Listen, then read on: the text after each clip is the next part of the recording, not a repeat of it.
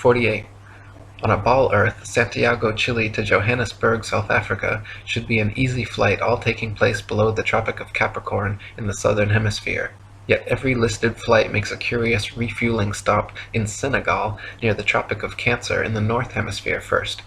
When mapped on a flat Earth, the reason why is clear to see, however. Senegal is actually directly in a straight line path halfway between the two.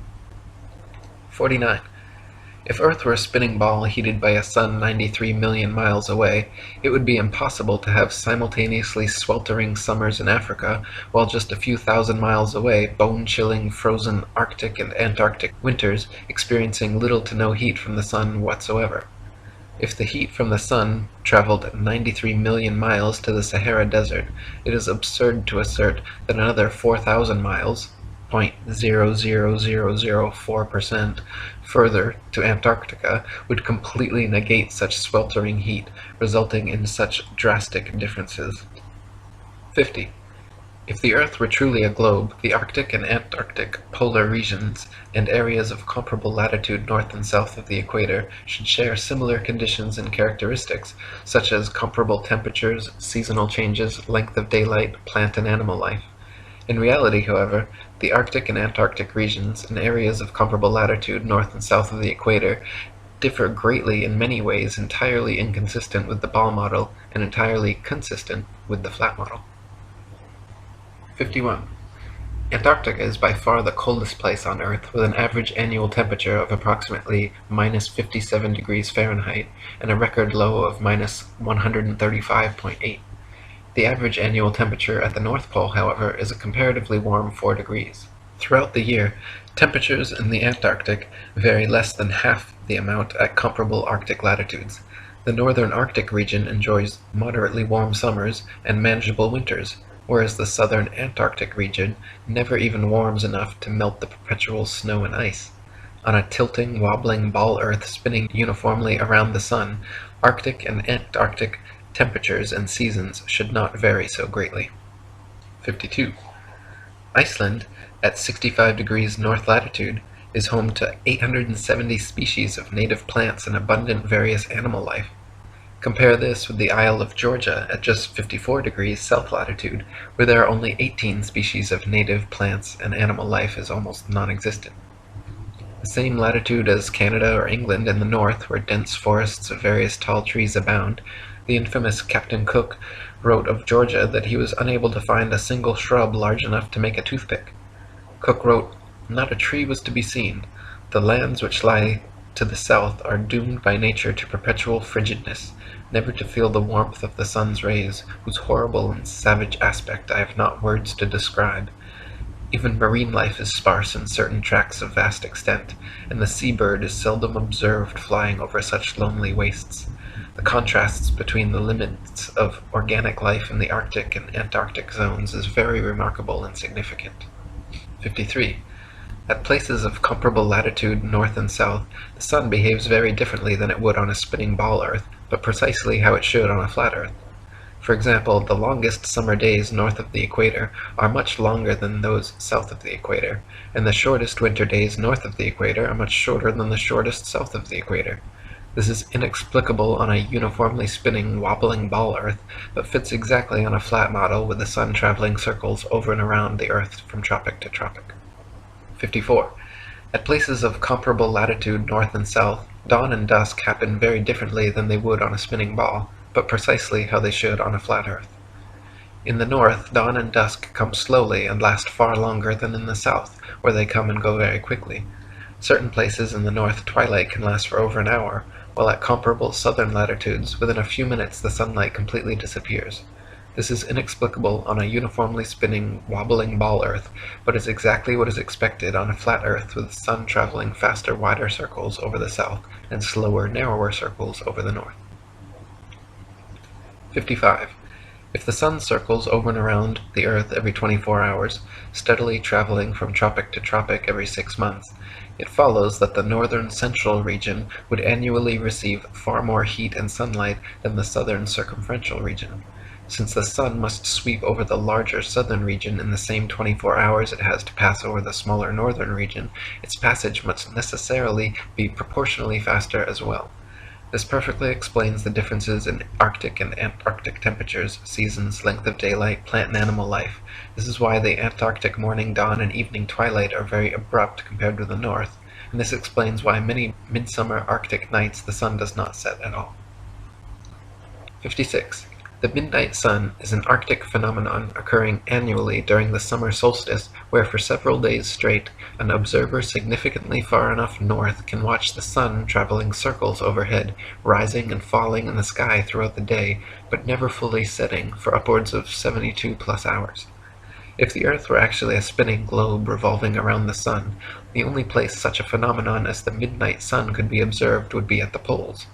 Any other vantage point from 89 degrees latitude downwards could never, regardless of any tilt or inclination, see the sun for 24 hours straight.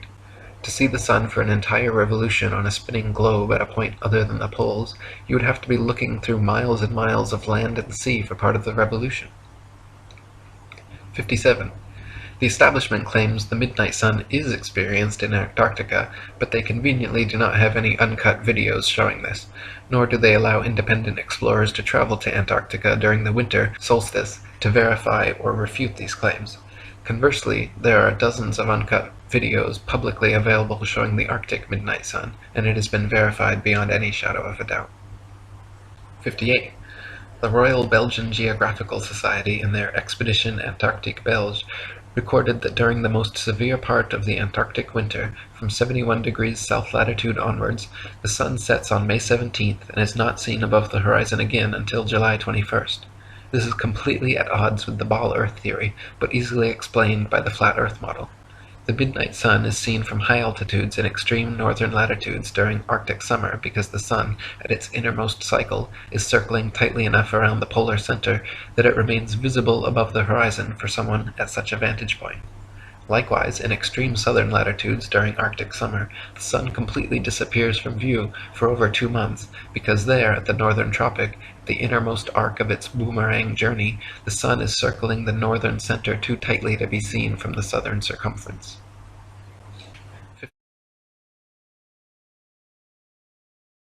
The rotation of the Earth may once and for all be definitely disposed of as impracticable by pointing out the following inadvertence. It is said that the rotation takes 24 hours and that its speed is uniform, in which case, necessarily, days and nights should have an identical duration of 12 hours each all the year round. The sun should invariably rise in the morning and set in the evening at the same hours, with the result that it would be the equinox every day from the 1st of January to the 31st of December. One should stop and reflect on this before saying that the Earth has a movement of rotation. How does the system of gravitation account for the seasonal variations in the length of days and nights if the Earth rotates at a uniform speed in 24 hours? 60. Anyone can prove the sea horizon perfectly straight and the Earth perfectly flat using nothing more than a level, tripods, and a wooden plank. At any altitude above sea level, simply fix a 6 to 12 foot long smooth leveled board edgewise upon tripods and observe the skyline from eye level behind it. The distant horizon will always appear perfectly level with the upper edge of the board. Furthermore, if you move in a half circle from one end of the board to the other, whilst observing the skyline over the upper edge, you will be able to trace a clear, flat 10 to 20 miles depending on your altitude. This would be impossible if the Earth were a globe 25,000 miles in circumference. The horizon would align over the center of the board, but then gradually, noticeably decline towards the extremities. Just 10 miles on each side would necessitate an easily visible curvature of 66.6 feet from each end to the center. 61. If the Earth were actually a big ball 25,000 miles in circumference, the horizon would be noticeably curved even at sea level, and everything on or approaching the horizon would appear to tilt backwards slightly from your perspective. Distant buildings along the horizon would all look like leaning towers of Pisa falling away from the observer. A hot air balloon taking off, then drifting steadily away from you, on a ball Earth would slowly and constantly appear to lean back more and more the farther away it flew, the bottom of the basket coming gradually into view as the top of the balloon disappears from sight. In reality, however, buildings, balloons, trees, people, anything and everything at right angles to the ground and horizon remain so, regardless the distance or height of the observer. 62. Samuel Rowbotham's experiments at the Old Bedford level proved conclusively the canal's water to be completely flat over a 6-mile stretch. First, he stood in the canal with his telescope held 8 inches above the surface of the water. Then his friend in a boat with a 5-foot-tall flag sailed the 6 miles away. If Earth were a ball 25,000 miles in circumference, the 6-mile stretch of water should have comprised an arc exactly 6 feet high in the middle, so the entire boat and flag should have ultimately disappeared, when in fact the entire boat and flag remained visible at the same height for the entire journey. 63. In a second experiment, Dr. Rowbotham affixed flags 5 feet high along the shoreline, one at every mile marker, then using his telescope mounted at 5 feet just behind the first flag, looked over the tops of all 6 flags, which lined up in a perfectly straight line. If the Earth were a ball 25,000 miles in circumference, the flags should have progressively dipped down after the first establishing line of sight. The second would have descended 8 inches, 32 inches for the third, 6 feet for the fourth, 10 feet 8 inches for the fifth, and 16 feet 8 inches for the sixth. 64. Quoting Earth Not a Globe by Samuel Rowbotham, "It is known that the horizon at sea, whatever distance it may extend to the right and left of the observer on land, always appears as a straight line. The following experiment has been tried in various parts of the country. At Brighton, on a rising ground near the racecourse, 2 poles were affixed in the earth 6 yards apart and directly opposite the sea. Between these poles a line was tightly stretched parallel to the horizon. From the center of the line the view embraced not less than 20 miles on each side, making a distance of 40 miles. A vessel was observed sailing directly westwards. The line cut the rigging a little above the bulwarks, which it did for several hours, or until the vessel had sailed the whole distance of 40 miles.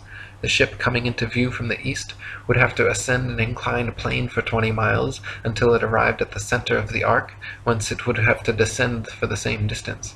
The square of 20 miles multiplied by 8 inches gives 266 feet as the amount the vessel would be below the line at the beginning and at the end of the 40 miles. 65. Also quoting Dr. Rowbotham, "On a shore near Waterloo, a few miles to the north of Liverpool, a good telescope was fixed at an elevation of 6 feet above the water. It was directed to a large steamer just leaving the River Mersey and sailing out to Dublin. Gradually the masthead of the receding vessel came nearer to the horizon, until at length, after more than 4 hours had elapsed, it disappeared. The ordinary rate of sailing of the Dublin steamers was fully 8 miles an hour, so that the vessel would be at least 32 miles distant when the masthead came to the horizon. The 6 feet of elevation of the telescope would require 3 miles to be deducted for convexity, which would leave 29 miles, the square of which, multiplied by 8 inches, gives 560 feet, deducting 80 feet for the height of the main mast, and we find that, according to the doctrine of rotundity, the masthead of the outward-bound steamer should have been 480 feet below the horizon. Many other experiments of this kind have been made upon sea-going steamers, and always with results entirely incompatible with the theory that the earth is a globe." 66. Dr. Rowbotham conducted several other experiments using telescopes, spirit levels, sextants, and theodolites, special precision instruments used for measuring angles in horizontal or vertical planes. By positioning them at equal heights, aimed at each other successively, he proved over and over the earth to be perfectly flat for miles without a single inch of curvature. His findings caused quite a stir in the scientific community, and thanks to 30 years of his efforts, the shape of the earth became a hot topic of debate around the turn of the 19th century. 67. The distance across the Irish Sea from the Isle of Man's Douglas Harbour to Great Orme's Head in North Wales is 60 miles. If the earth was a globe, then the surface of the water between them would form a 60-mile arc, the center towering 1,944 feet higher than the coastlines at either end. It is well known and easily verifiable, however, that on a clear day from a modest altitude of 100 feet, the Great Orme's Head is visible from Douglas Harbour. This would be completely impossible on a globe of 25,000 miles. Assuming the 100-foot altitude causes the horizon to appear approximately 13 miles off, the 47 miles remaining means the Welsh coastline should still fall an impossible 1,472 feet below the line of sight. 68. The Philadelphia skyline is clearly visible from Apple Pie Hill in the New Jersey Pine Barrens 40 miles away. If Earth were a ball 25,000 miles in circumference, factoring in the 205-foot elevation of Apple Pie Hill, the Philly skyline should remain well hidden beyond 335 feet of curvature. 69. The New York City skyline is clearly visible from Harriman State Park's Bear Mountain 60 miles away. If Earth were a ball 25,000 miles in circumference, viewing from Bear Mountain's 1,283-foot summit, the Pythagorean theorem determining distance to the horizon being 1.23 times the square root of the height in feet, the New York City skyline should be invisible behind 170 feet of curved earth. 70. From Washington's Rock in New Jersey, at just a 400-foot elevation, it is possible on a clear day to see the skylines of both New York and Philadelphia in opposite directions at the same time, covering a total distance of 120 miles. If Earth were a ball 25,000 miles in circumference, both of these skylines should be hidden behind over 800 feet of Earth's curvature. 71. It is often possible to see the Chicago skyline from sea level 60 miles away across Lake Michigan. In 2015, after photographer Joshua Nowicki photographed this phenomenon, several news channels quickly claimed his picture to be a superior mirage, an atmospheric anomaly caused by temperature inversion. While these certainly do occur, the skyline in question was facing right side up and clearly seen, unlike a hazy, illusory mirage, and on a ball Earth 25,000 miles in circumference should be 2,400 feet below the horizon. 72. October 16, 1854, the Times newspaper reported the Queen's visit to Great Grimsby from Hull, recording they were able to see the 300-foot-tall dock tower from 70 miles away. On a ball Earth 25,000 miles in circumference, factoring their 10-foot elevation above the water and the tower's 300-foot height at 70 miles away, the dock tower should have remained an entire 2,600 feet below the horizon. 73. In 1872, Captain Gibson and crewmates, sailing the ship Thomas Wood from China to London, reported seeing the entirety of St. Helena Island on a clear day from 75 miles away. Factoring in their height during measurement on a ball Earth 25,000 miles in circumference, it was found the island should have been 3,650 feet below their line of sight. 74. From Genoa, Italy, at a height of just 70 feet above sea level, the island of Gorgona can often be seen 81 miles away. If Earth were a ball 25,000 miles in circumference, Gorgona should be hidden beyond 3,332 feet of curvature. 75. From Genoa, Italy, at a height of just 70 feet above sea level, the island of Corsica can often be seen 99 miles away. If Earth were a ball 25,000 miles in circumference, Corsica should fall 5,245 feet, almost an entire mile below the horizon. 76. From Genoa, Italy, 70 feet above sea level, the island of Caprea, 102 miles away, can often be seen as well. If Earth were a ball 25,000 miles in circumference, Caprea should always remain hidden behind 5,605 feet, over a mile of supposed curvature. 77. Also from Genoa, on bright clear days, the island of Elba can be seen an incredible 125 miles away. If Earth were a ball 25,000 miles in circumference, Elba should be forever invisible behind 8,770 feet of curvature. 78. From Anchorage, Alaska, at an elevation of 102 feet, on clear days, Mount Foraker can be seen with the naked eye 120 miles away. If Earth were a ball 25,000 miles in circumference, Mount Foraker's 17,400-foot summit should be leaning back away from the observer, covered by 7,719 feet of curved earth. In reality, however, the entire mountain can be quite easily seen standing straight from base to summit. 79. From Anchorage, Alaska, at an elevation of 102 feet, on clear days, Mount McKinley can be seen with the naked eye from 130 miles away. If Earth were a ball 25,000 miles in circumference, Mount McKinley's 20,320-foot summit should be leaning back away from the observer and almost half covered by 9,220 feet of curved earth. In reality, however, the entire mountain can be quite easily seen standing straight from base to summit. 80. In Chambers' journal, February 1895, a sailor near Mauritius in the Indian Ocean reported having seen a vessel which turned out to be an incredible 200 miles away. The incident caused much heated debate in nautical circles at the time, gaining further confirmation in Aden, Yemen, where another witness reported seeing a missing Bombay steamer from 200 miles away. He correctly stated the precise appearance, location, and direction of the steamer, all later corroborated and confirmed correct by those on board. Such sightings are absolutely inexplicable if the Earth were actually a ball 25,000 miles around, as ships 200 miles distant would have to fall approximately 5 miles below line of sight. 81. The distance from which various lighthouse lights around the world are visible at sea far exceeds what could be found on a ball Earth 25,000 miles in circumference. For example, the Dunkirk light in southern France, at an altitude of 194 feet, is visible from a boat 10 feet above sea level, 28 miles away. Spherical trigonometry dictates that if the Earth was a globe with the given curvature of 8 inches per mile squared, this light should be hidden 190 feet below the horizon. 82. The Port Nicholson light in New Zealand is 420 feet above sea level and visible from 35 miles away, where it should be 220 feet below the horizon. 83. The Icaro light in Norway is 154 feet above high water and visible from 28 statute miles, where it should be 230 feet below the horizon. 84. The light at Madras on the Esplanade is 132 feet high and visible from 28 miles away, where it should be 250 feet below the line of sight. 85.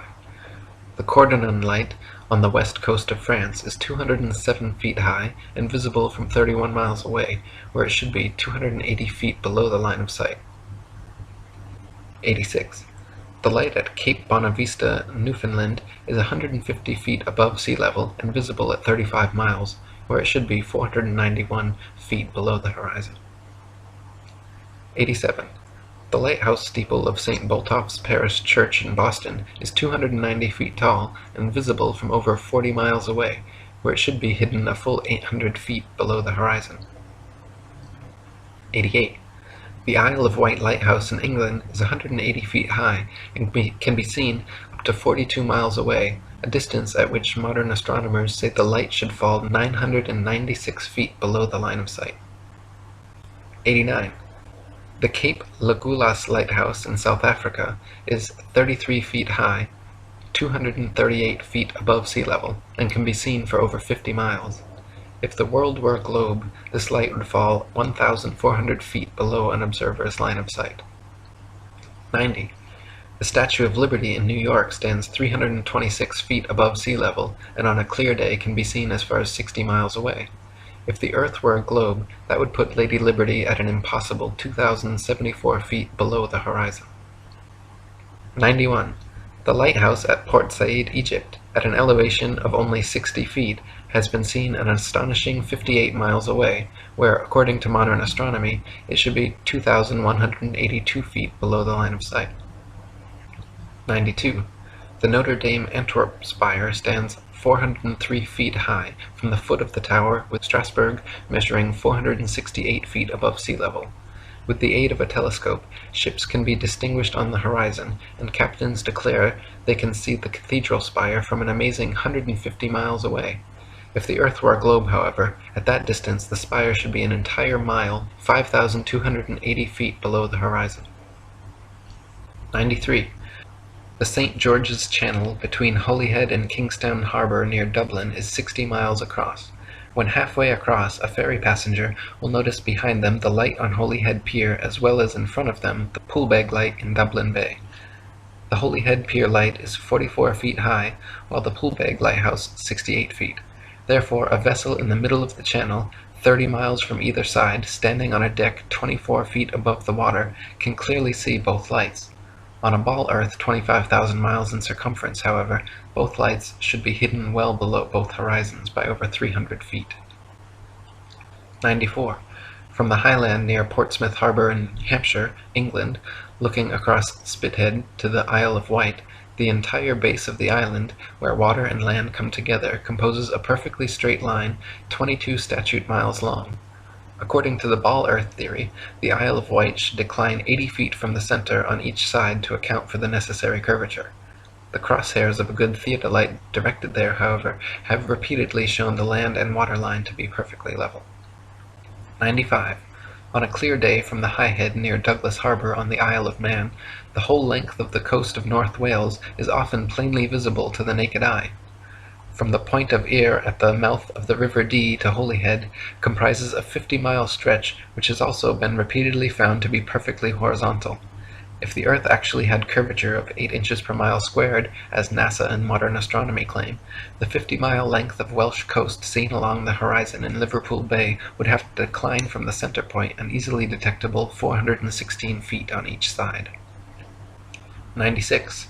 From 100 Proofs the Earth is Not a Globe by William Carpenter. If we take a journey down Chesapeake Bay by night, we shall see the light exhibited at Sharp's Island for an hour before the steamer gets to it.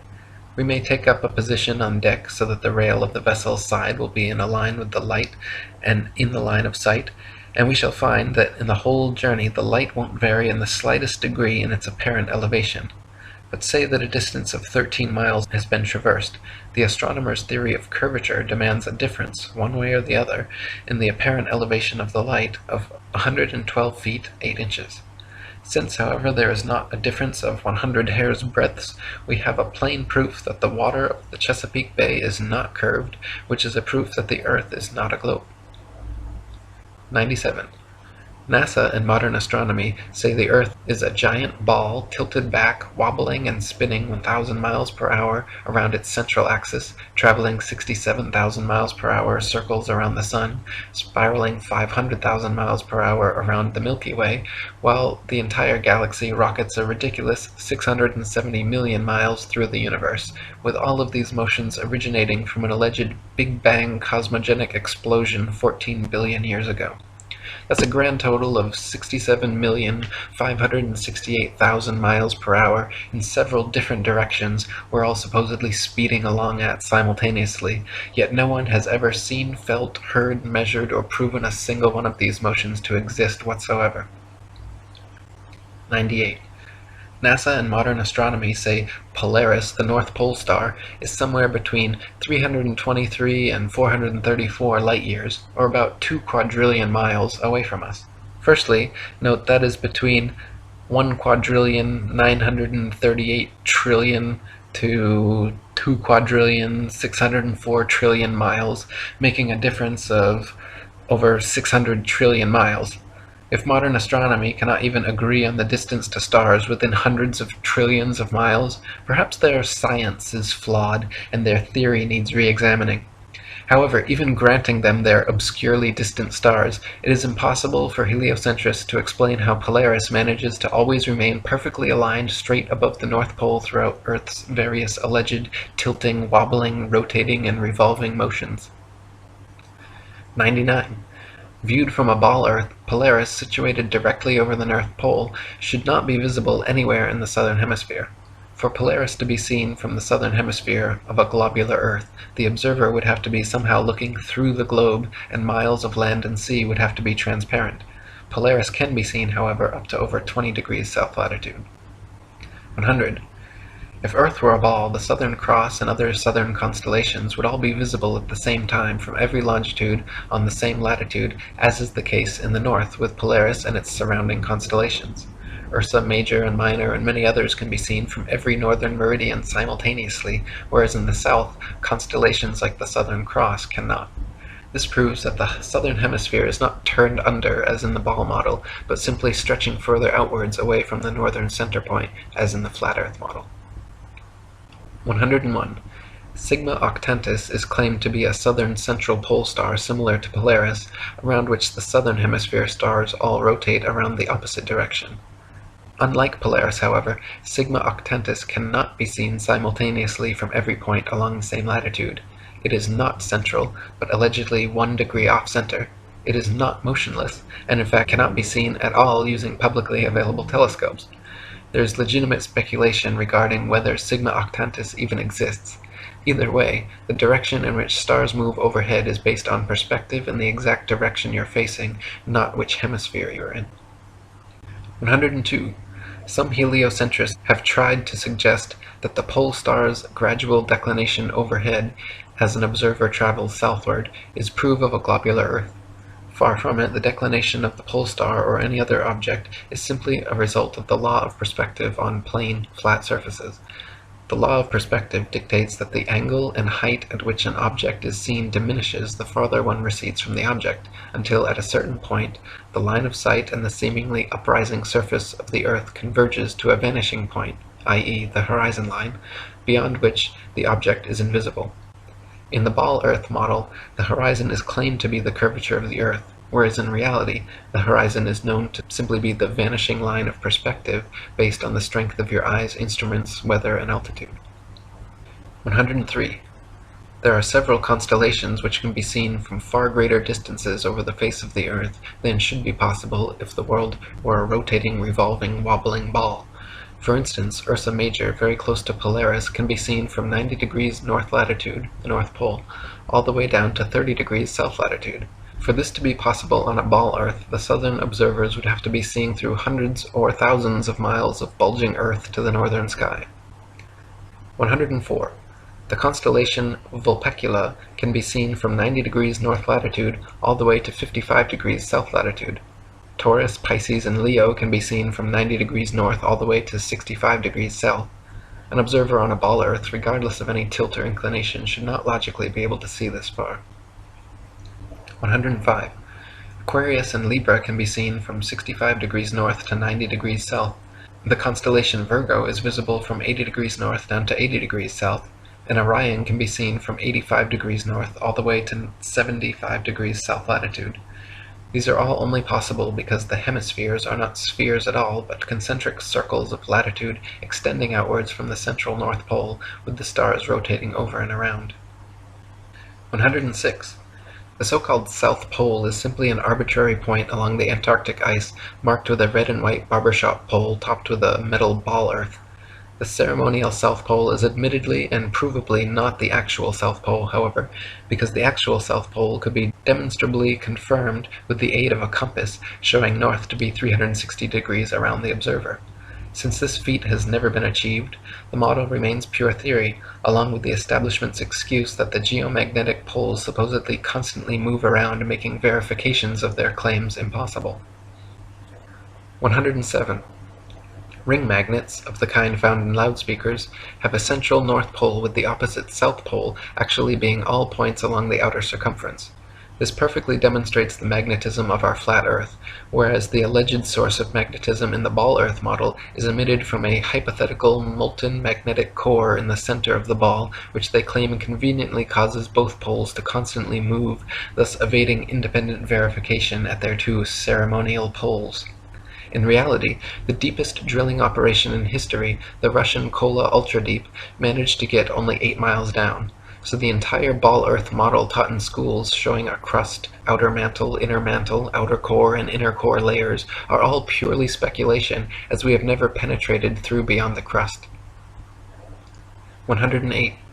The mariner's compass is an impossible and nonsensical instrument for use on a ball Earth. It simultaneously points north and south over a flat surface, yet claims to be pinpointing two constantly moving geomagnetic poles at opposite ends of a spinning sphere originating from a hypothetical molten metal core. If compass needles were actually drawn to the north pole of a globe, the opposing south needle would actually be pointing up and off into outer space. 109. There are no fixed east or west points, just as there is no fixed south. The north central pole is the only proven fixed point on our flat Earth, with south being all straight lines outwards from the pole, east and west being concentric circles at constant right angles 90 degrees from the pole. A westerly circumnavigation of Earth is thus going around with Polaris continually on your right, while an easterly circumnavigation is going around with Polaris always at your left. 110. Magellan and others' east-west circumnavigations of Earth are often quoted as proof of the ball model. In actual fact, however, sailing or flying at right angles to the North Pole and eventually returning to one's original location is no more difficult or mysterious than doing so on a globe. Just as an architect's compass can place its center point on a flat piece of paper and trace a circle either way around the pole, so can a ship or plane circumnavigate a flat Earth. 111. Since the North Pole and Antarctica are covered in ice and guarded no-fly zones, no ships or planes have ever been known to circumnavigate the Earth in north-south directions. The only kind of circumnavigation which could not happen on a flat Earth is north and southbound, which is likely the very reason for the heavily enforced flight restrictions. The fact that there is yet to be a single verified north-to-south circumnavigation of Earth serves as standing proof the world is not a ball. 112. The sun brings noon to every time zone as it passes directly overhead every 15-degree demarcation point, 24 times per day, in its circular path over and around the Earth. If time zones were instead caused by the uniform spinning of the ball Earth around the sun, every 6 months, as Earth found itself on the opposite side of the sun, clocks all over Earth would have to flip 12 hours. Day would be night, and night would be day. 113. The idea that people are standing, ships are sailing, and planes are flying upside down on certain parts of Earth, while others tilted at 90 degrees and all other impossible angles, is complete absurdity. The idea that a man digging a hole straight down could eventually reach sky on the other side is ludicrous. Common sense tells every free-thinking person correctly that there truly is an up and down in nature, unlike the everything is relative rhetoric of the Newtonian Einsteinian paradigm. 114. Quoting On the False Wisdom of the Philosophers by Lactantius, a sphere where people on the other side live with their feet above their heads, where rain, snow, and hail fall upwards, where trees and crops grow upside down, and the sky is lower than the ground, the ancient wonder of the hanging gardens of Babylon dwindle into nothing in comparison to the fields, seas, towns, and mountains that pagan philosophers believe to be hanging from the earth without support. 115. The existing laws of density and buoyancy perfectly explained the physics of falling objects long before knighted Freemason Sir Isaac Newton bestowed his theory of gravity upon the world. It is a fact that objects placed in denser mediums rise up, while objects placed in less dense mediums sink down. To fit with the heliocentric model, which has no up or down, Newton instead claimed objects are attracted to large masses and fall towards the center. Not a single experiment in history, however, has shown an object massive enough to, by virtue of its mass alone, cause other smaller masses to be attracted to it, as Newton claims gravity does with the Earth, the Sun, Moon, stars, and planets. 116. There has also never been a single experiment in history showing an object massive enough to, by virtue of its mass alone, cause another smaller mass to orbit around it. The magic theory of gravity allows for oceans, buildings, and people to remain forever stuck to the underside of a spinning ball, while simultaneously causing objects like the moon and satellites to remain locked in perpetual circular orbits around the Earth. If these were both true, then people should be able to jump up and start orbiting circles around the Earth, or the moon should have long ago been sucked into the Earth. Neither of these theories have ever been experimentally verified, and their alleged results are mutually exclusive. 117. Newton also theorized, and it is now commonly taught, that the Earth's ocean tides are caused by gravitational lunar attraction. If the moon is only 2,160 miles in diameter, and the Earth 8,000 miles, however, using their own math and law, it follows that the Earth is 87 times more massive, and therefore the larger object should attract the smaller to it, and not the other way around. If the Earth's greater gravity is what keeps the moon in orbit, it is impossible for the moon's lesser gravity to supersede the Earth's gravity, especially at Earth's sea level, where its gravitational attraction would even further out-trump the moon's. And if the moon's gravity truly did supersede the Earth's, causing the tides to be drawn towards it, there should be nothing to stop them from continuing onwards and upwards towards their great attractor. 118. Furthermore, the velocity and path of the moon are uniform, and should therefore exist a uniform influence on the Earth's tide, when in actuality Earth's tides vary greatly and do not follow the moon. Earth's lakes, ponds, marshes, and other inland bodies of water also inexplicably remain forever outside the moon's gravitational grasp. If gravity was truly drawing Earth's oceans up to it, all lakes, ponds, and other bodies of standing water should certainly have tides as well. 119. It is claimed that the other planets are spheres, and so therefore Earth must also be a sphere. Firstly, Earth is a plane, not a planet, so the shape of these planets in the sky have no bearing on the shape of the Earth beneath our feet. Secondly, these planets have been known for thousands of years around the world as wandering stars, since they differ from the other fixed stars in their relative motions only. When looked at with an unprejudiced naked eye or through a telescope, the fixed and wandering stars appear as luminous disks of light, not spherical terra firma. The pictures and videos shown by NASA of spherical terra firma planets are all clearly fake computer-generated images and not photographs. 120. The etymology of the word planet actually comes from the late Old English planet, or from Old French planet, from Latin planeta, from Greek planetes, planetae, wandering stars, or to wander of unknown origin, to spread, or notion of spread out, from Latin planum, flat surface, plane, level, plane. They just added a T to our Earth plane, and everyone bought it. 121. When you observe the sun and moon, you see two equally sized equidistant circles tracing similar paths at similar speeds around a flat stationary Earth. The experts at NASA, however, claim your common sense everyday experience is false on all counts. To begin with, they say the Earth is not flat but a big ball, not stationary but spinning around 19 miles per second. They say the sun does not revolve around the Earth as it appears, but Earth revolves around the sun. The moon, on the other hand, does revolve around the Earth, though not east to west as it appears, rather west to east, and the sun is actually 400 times larger than the moon and 400 times farther away. You can clearly see they are the same size and distance. You can see the Earth is flat, you can feel the Earth is stationary, but according to the gospel of modern astronomy, you are wrong and a simpleton worthy of endless ridicule if you dare to trust your own eyes and experience. 122. Quoting Alan Daves, "If the government or NASA had said to you that the Earth is stationary, imagine that. And then imagine we are trying to convince people that no, it's not stationary, it's moving forward at 32 times rifle bullet speed and spinning at 1,000 miles per hour. We would be laughed at. We would have so many people telling us, you're crazy, the Earth's not moving. We would be ridiculed for having no scientific backing for this convoluted moving Earth theory. And not only that, but then people would say, oh, then how do you explain a fixed calm atmosphere and the sun's observable movement? How do you explain that? Imagine saying to people, no, the atmosphere is moving also, but is somehow magically velcroed to the moving Earth. The reason is not simply because the Earth is stationary. So what we are actually doing is what makes sense. We are saying that the moving Earth theory is nonsense. The stationary Earth theory makes sense, and we are being ridiculed. You've got to picture it being the other way around to realize just how ridiculous the situation is. This theory from the government and NASA that the Earth is rotating and orbiting and leaning over and wobbling is absolute nonsense, and yet people are clinging to it tightly like a teddy bear. They just can't bring themselves to face the possibility that the Earth is stationary, though all evidence shows it. We feel no movement, the atmosphere hasn't been blown away, we see the sun move from east to west. Everything can be explained by a motionless Earth without bringing in all these assumptions to cover up previous assumptions gone bad. 123. Heliocentrists' astronomical figures always sound perfectly precise, but they have historically been notorious for regularly and drastically changing them to suit their various models.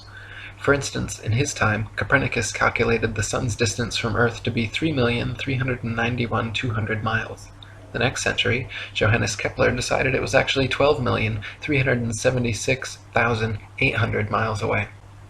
Isaac Newton once said, "It matters not whether we reckon it 28 or 54 million miles distant, for either would do just as well." How scientific!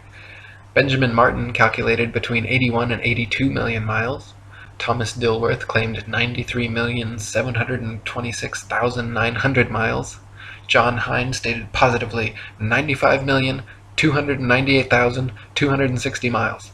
Benjamin Gould said more than 96 million miles, and Christian Mayer thought it was more than 104 million. Flat earthers throughout the ages, conversely, have used sextants and plane trigonometry to make such calculations, and found the sun and the moon both to be only about 32 miles in diameter and less than a few thousand miles from Earth. 124. Amateur balloon footage taken above the clouds has provided stunning visual proof that the sun cannot be millions of miles away. In several shots, you can see a clear hotspot reflecting on the clouds directly below the sun's spotlight-like influence. If the sun were actually millions of miles away, such a small localized hotspot could not occur. 125. Another proof the sun is not millions of miles away is found by tracing the angle of sun rays back to their source above the clouds. There are thousands of pictures showing how sunlight comes down through cloud cover at a variance of converging angles. The area of convergence is, of course, the sun, and is not millions of miles away, but rather relatively close to Earth, just above the clouds. 126. The sun's annual journey from tropic to tropic, solstice to solstice, is what determines the length and character of days, nights, and seasons. This is why equatorial regions experience almost year-round summer and heat, while higher latitudes north and especially south experience more distinct seasons with harsh winters. The heliocentric model claims seasons change based on the ball Earth's alleged axial tilt and elliptical orbit around the sun, yet their flawed current model places us closest to the sun, 91 million miles, in January, when it is actually winter, and farthest from the sun, 94.5 million miles, in July, when it's actually summer throughout most of the Earth. 127. The fact that the sun and moon's reflections on water always form a straight-line path from the horizon to the observer proves the Earth is not a ball. If the Earth's surface was curved, it would be impossible for the reflected light to curve over the ball from horizon to observer. 128. There are huge centuries-old stone sundials and moondials all over the world which still tell the time now down to the minute as perfectly as the day they were made. If the Earth, Sun, and Moon were truly subject to the number of contradictory, revolving, rotating, wobbling, and spiraling motions claimed by modern astronomy, it would be impossible for these monuments to so accurately tell time without constant adjustment. 129. To quote William Carpenter, "Why in the name of common sense should observers have to fix their telescopes on solid stone bases so that they should not move a hair's breadth, if the Earth on which they fix them moves at the rate of 19 miles in a second?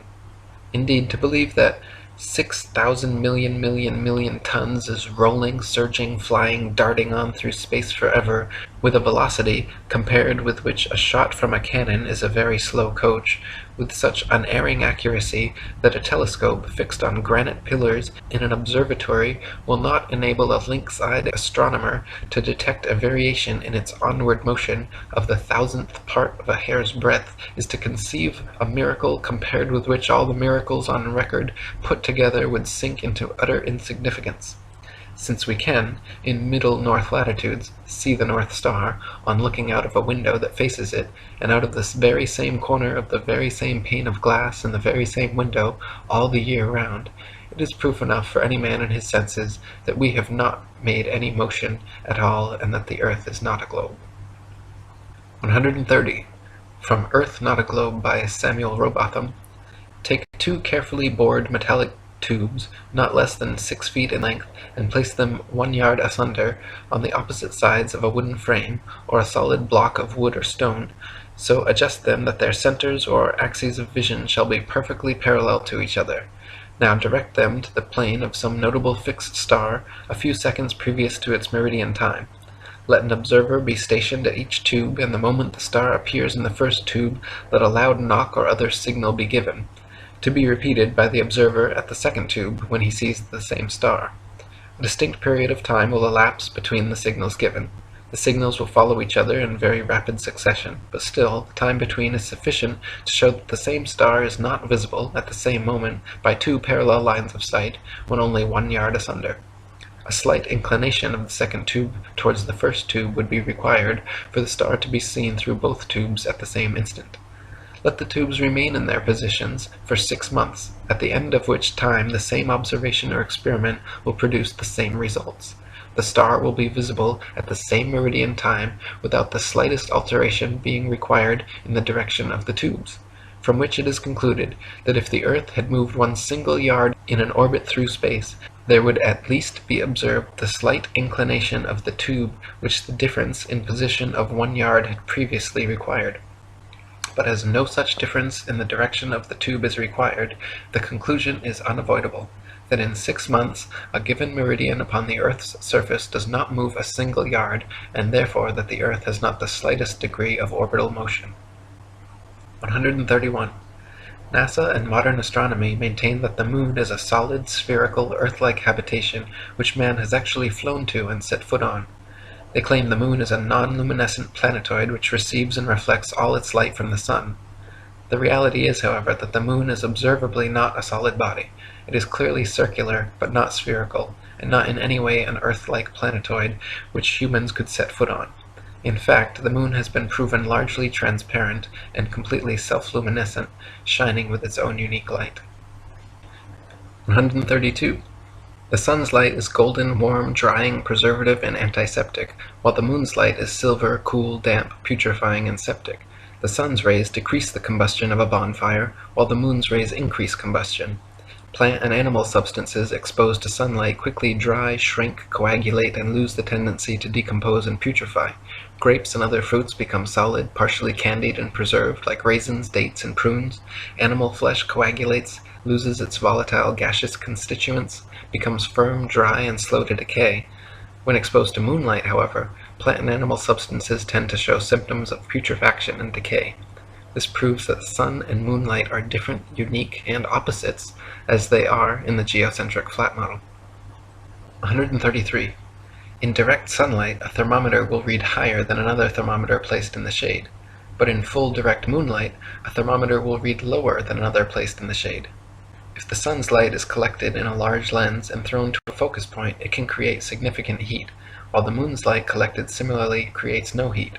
In the Lancet Medical Journal from March 14, 1856, particulars are given of several experiments which prove the moon's rays, when concentrated, can actually reduce the temperature upon a thermometer more than 8 degrees.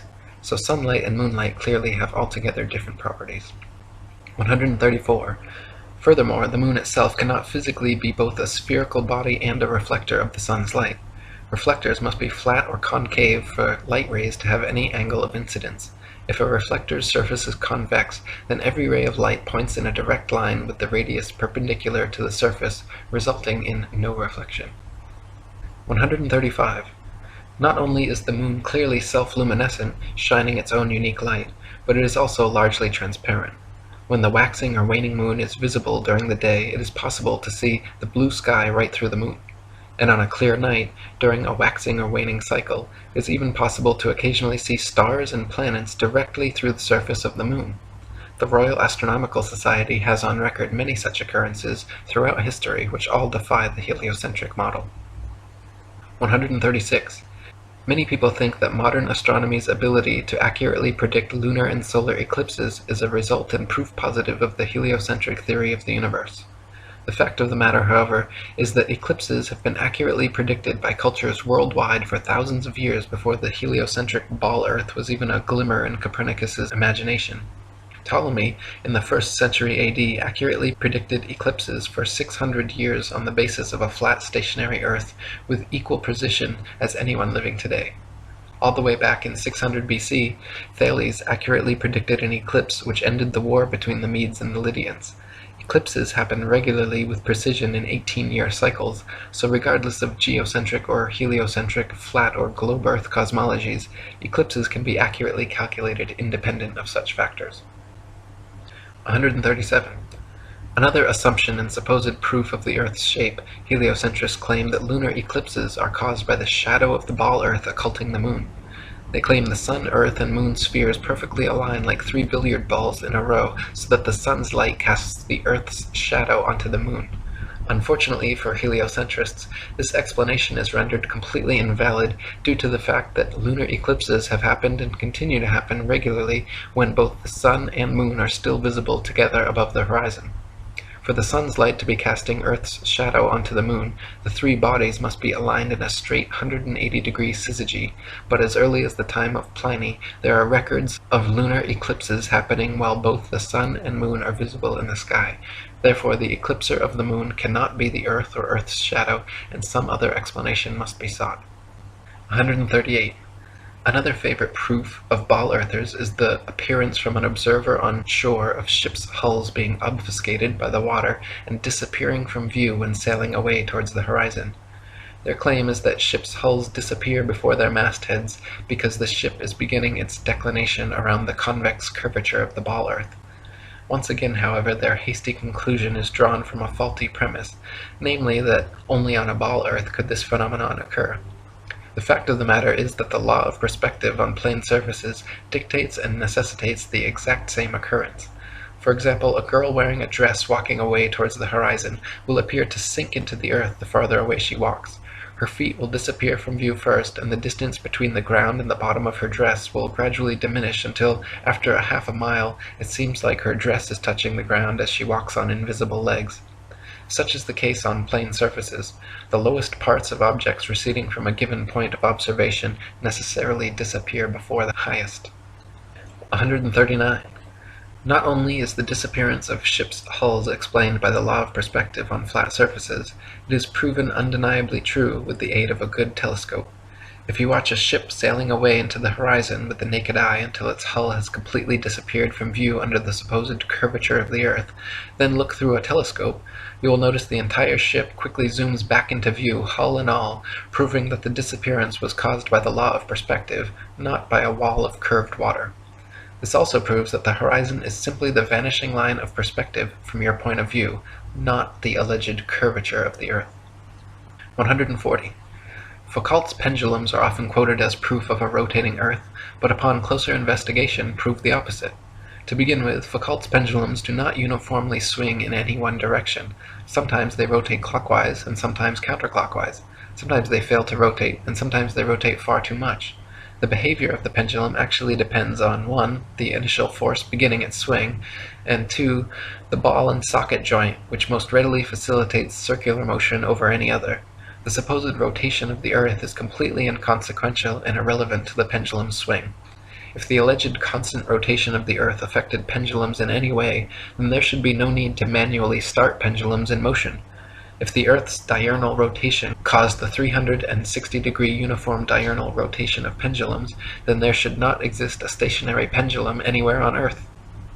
141. The Coriolis effect is often said to cause sinks in toilet bowls in the northern hemisphere to drain spinning in one direction, while in the southern hemisphere causing them to spin the opposite way, thus providing proof of the spinning ball Earth.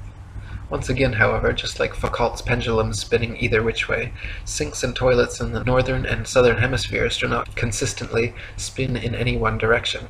Sinks and toilets in the very same household are often found to spin opposite directions, depending entirely upon the shape of the basin and the angle of the water's entry, not the supposed rotation of the earth. 142. People claim that if the earth were flat, they should be able to use a telescope and see clear across the oceans.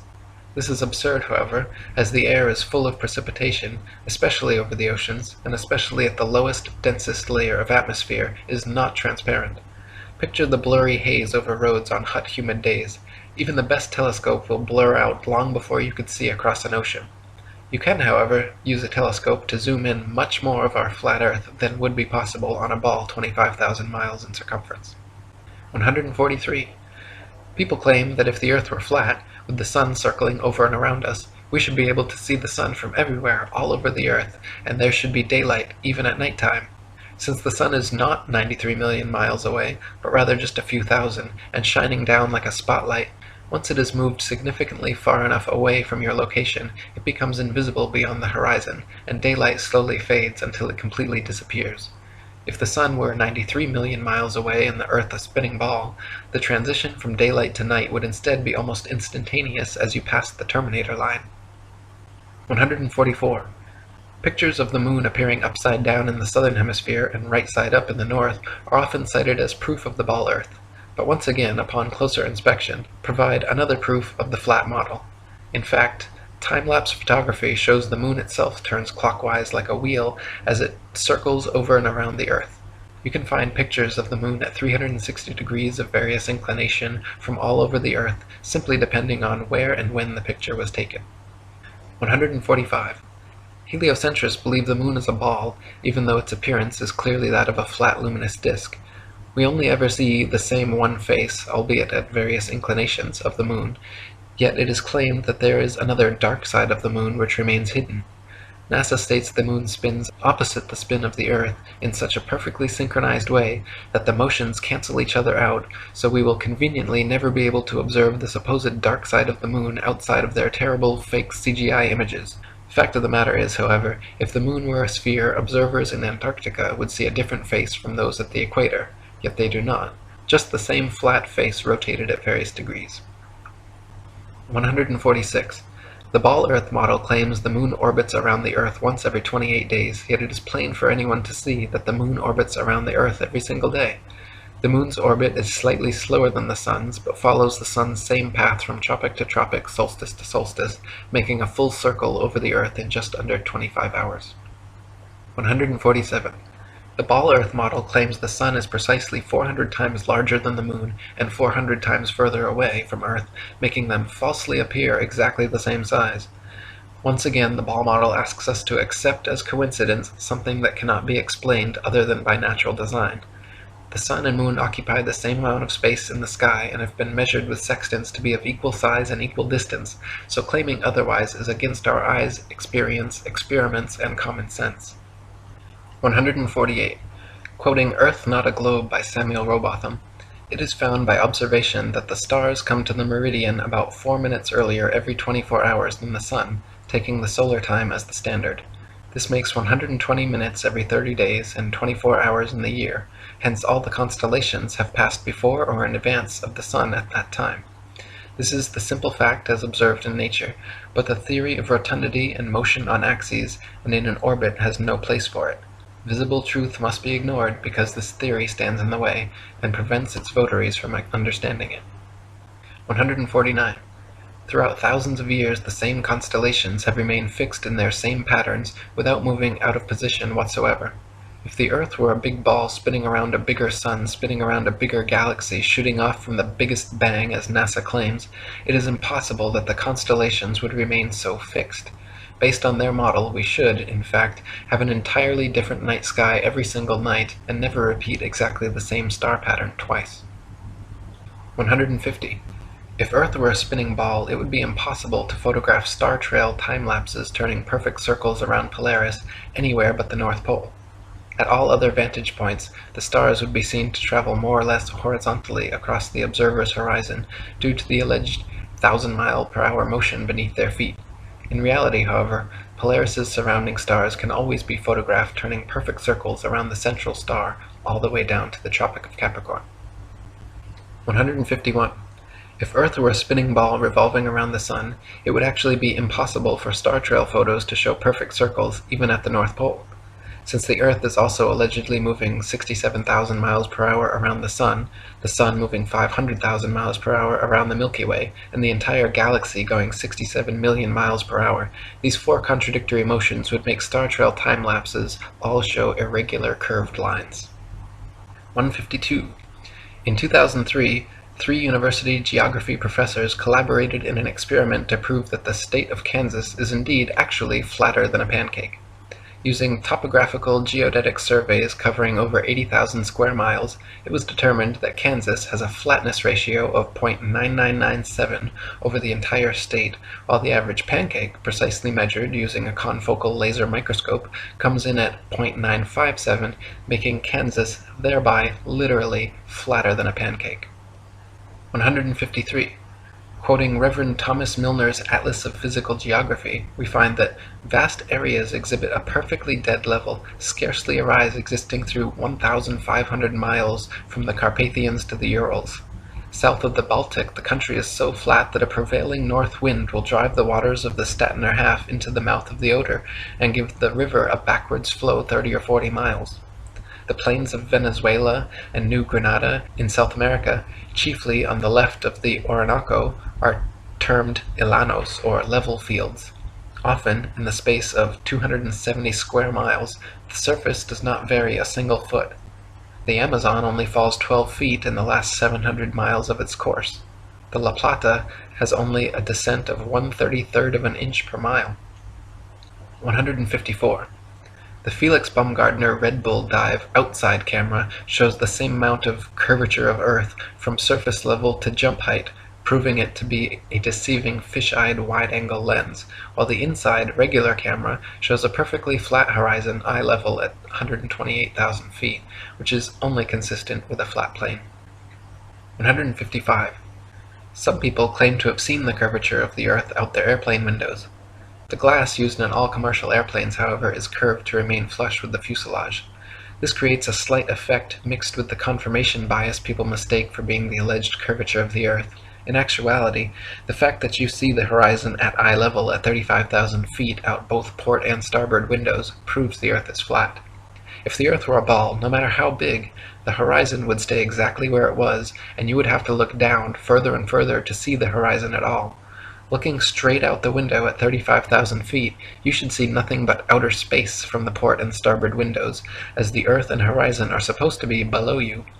If they are visible at eye level outside both windows, it's because the Earth is flat. 156. People also claim to see curvature in GoPro or other high-altitude camera footage of the horizon. While it is true that the horizon often appears convex in such footage, it just as often appears concave or flat depending on the tilt and movement of the camera. The effect is simply a distortion due to wide-angle lenses.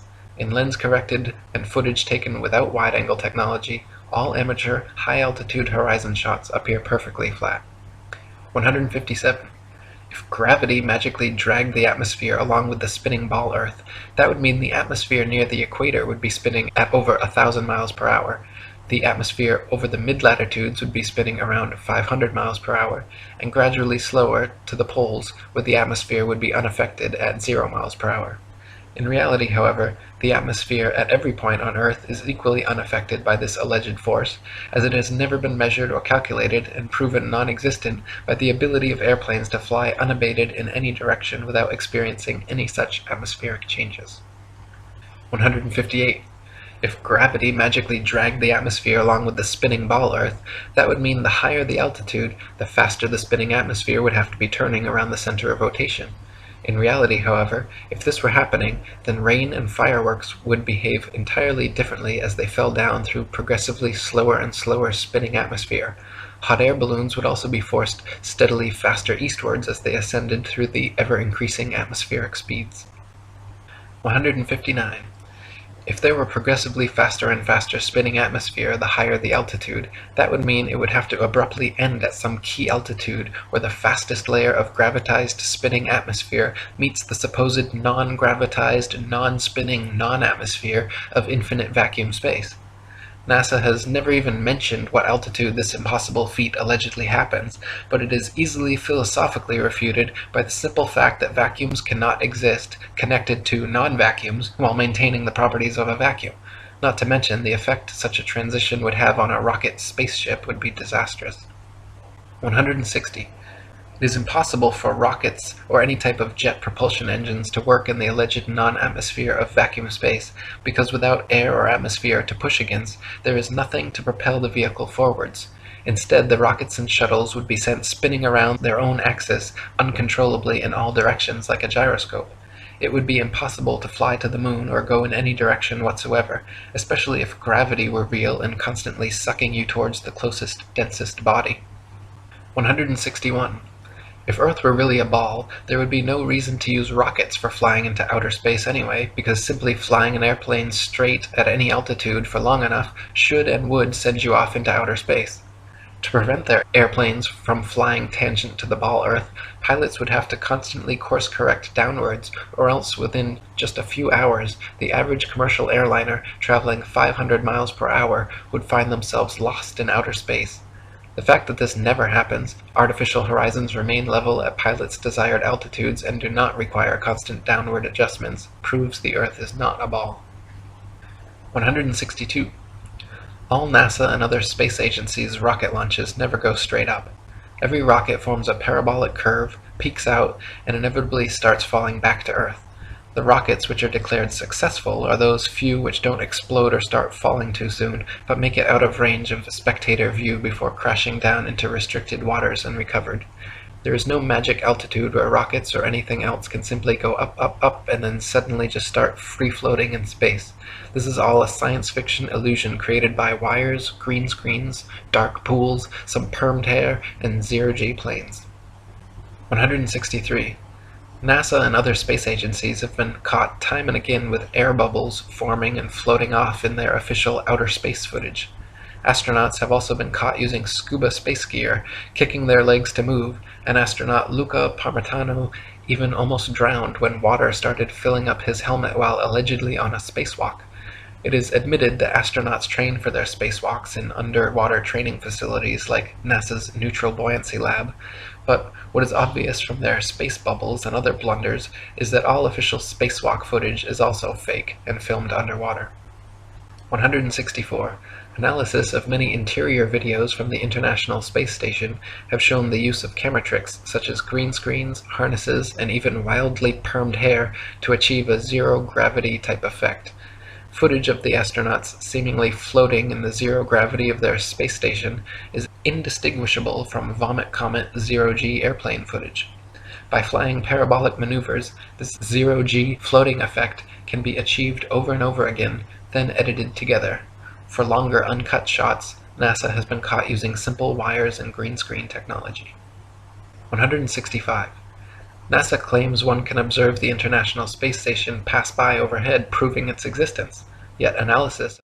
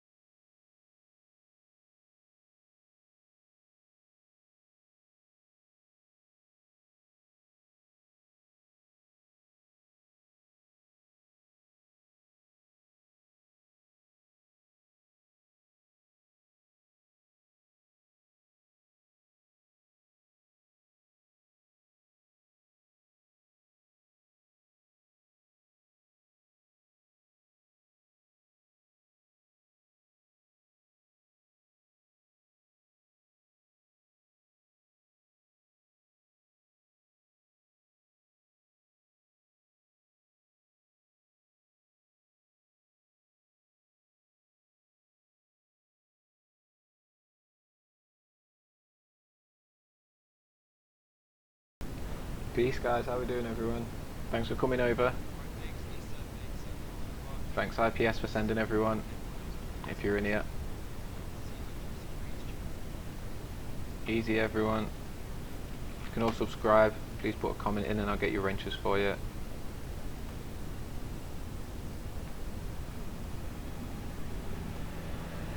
Nice one. Look at that, looks like everyone's got wrenches already, brilliant. You've all been in here and shown your support already, that's fantastic. Thanks very much guys, I appreciate that very much. Excellent. Yep, 411 IPS. We're getting on there. Hopefully I'm going to hit 1,000 by next Sunday. That's the plan. Thanks for the subs guys, here's the penguins, excellent stuff. I just want to talk to you about Reddit whilst you're all here. If anyone uses Reddit, we need to create a Reddit we need to create a subreddit for Flat Earth, because there's two out there at the minute. One's controlled and one is restrictive. It's not a wrench squad type of thing, so we can't all get in there. It's not very active, and Reddit just hits traffic really well. If we can get a subreddit active and keep updating it every day, we can all be in there putting information in. It's going to spread the word so wide, so wide. Literally you can get hundreds of thousands of people read a Reddit post. So if anyone here uses Reddit regularly, if they understand how to create or moderate a subreddit, then please do so, and then either come back and link us to it, or I'll give you my contact form where you can contact me. I'll give you my email address. If you create a subreddit for Flat Earth, just send me the email address, send me a link to it at the email address, and I'll get it promoted and make sure that lots of content goes on there. If no one makes one in the next couple of days, I'll do it myself and we'll have one done. But you want to do it so that you can get your own promotional links on the sidebar basically, and you can send people out to where you're going. Also Instagram as well, we need to do the same for Instagram. These cards that are going out, obviously with the hashtags, people are going to search hashtags, and hashtags are big on Twitter and Instagram. The Twitter account, I've got my own Twitter account that's got like nearly 400 followers, and that's going to big up, so I'm not too worried about that. But there isn't a Flat Earth Instagram account as far as I'm aware. Free from who, got your mate, so got you wrenched. So my topics are: we need to open a subreddit, we need to open an Instagram, and I'd advise that someone goes and gets this done, because you can make your living from it, and then you can sit at home promoting Flat Earth all day every day and make your living from promoting Flat Earth, which is an absolutely fine thing to do. Anybody is entitled to earn what they need to by promoting Flat Earth. I don't think it's okay to earn more than you need, but you should feel free with that. So that's Instagram and Reddit need opening. Now I'm just going to quickly show you the info cards. Got your Wolfman, cheers mate. The info cards, that's a GoFundMe for them. The first batch has been funded. It's £120 or $160 per 1,000 cards. We print them off in thousands and then dispatch them out to activists at the minute across the US. Hopefully the next batch are going to go right across the plane. So here's the GoFundMe if you'd like to donate or tweet that to help the next batch. We've got £10 towards it already. And let me just give you my email address again. Now if you're in the US and you want to distribute cards, or even if you're anywhere on the plane and you want to distribute cards, email me and I'll put you on the list.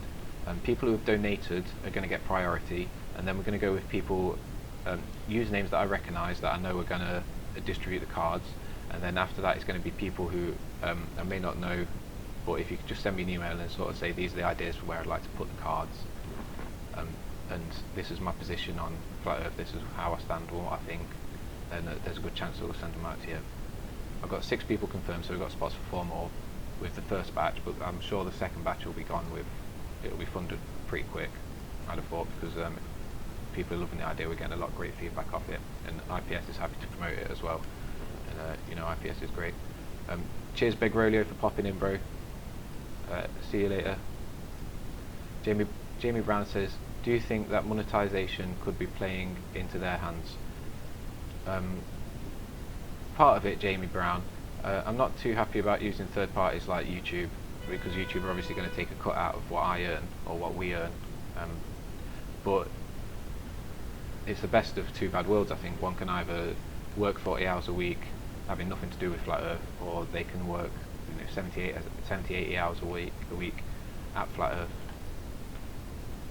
doing Flat Earth, and also giving YouTube a little bit. But within a couple of years in the future, the third parties won't be there, and we need to learn how to be independent. That's a YouTube channel for the Biker Scout. He's starting his live chats and that. Once I'm going to clock off here at 12 o'clock Greenwich, which is in 40 minutes. So at that time, I'll put this link out again, and hopefully you'll all be able to jump over to Biker Scout.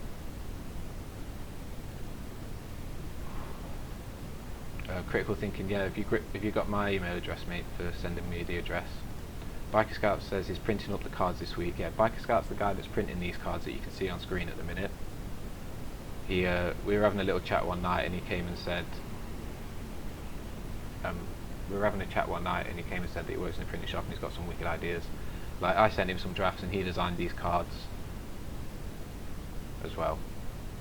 So basically, Biker Scout's putting in the legwork, I'm putting in the clicking and typing work, and you guys are putting in the footwork and the money work. So we're all working together beautifully. Hi everyone that said hello that I didn't get to call you out, sorry about that. The chat was just flying. But Peter, I appreciate everyone being here. We're really happy about it. Look, we've got a lot of participants. Look at that, fantastic, brilliant stuff.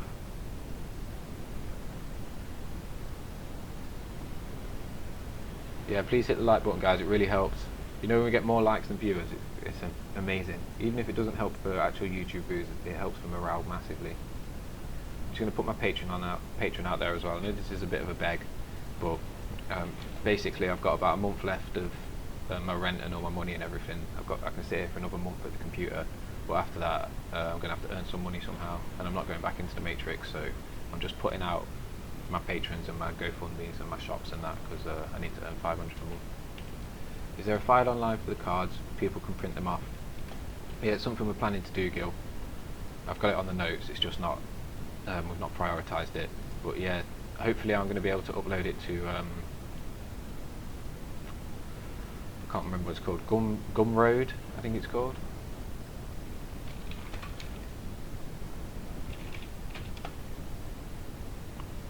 Just sub like what you guys are doing. Thanks very much, Nick. If you want to help the movement, bro, let me find you. Go to this GoFundMe and just click share or retweet on it and send it out to your social networks. And that's our main drive at the minute. We're getting the information out there on the streets. So where are we here? We're on Gumroad. Okay, let's put these up on Gumroad.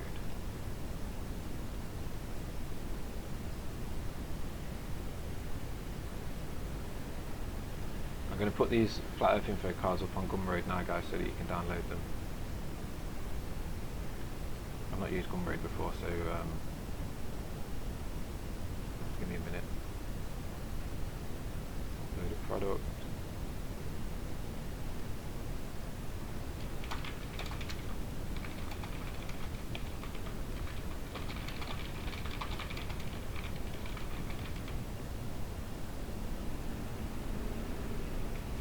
Now these cards are designed to be put in places where people are going to be on their own. So where someone's going to find the card on their own whilst they've got their mobile device in their hand that's connected to the internet, so that they can search these terms straight away. Now that's not saying, well, I would expect that if someone gets the free cards, please do place them in as we request.